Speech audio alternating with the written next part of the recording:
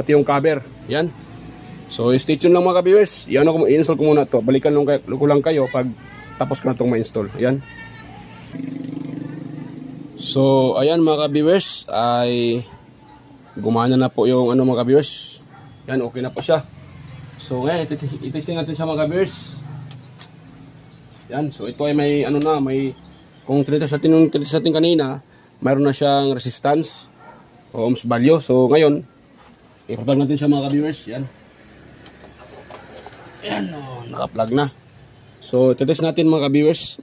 Tingnan natin kung gumana na ba siya. O umikot na yung kanyang motor. Ayan. Kung nakita nyo mga ka-viewers, oh. Ayan, okay na siya mga ka-viewers. So, number 1 pa lang yan. Malakas pa yung kanyang kapasitor. Buo pang kapasitor. Tsaka yan, number 2. Ano, number 2. At number 3.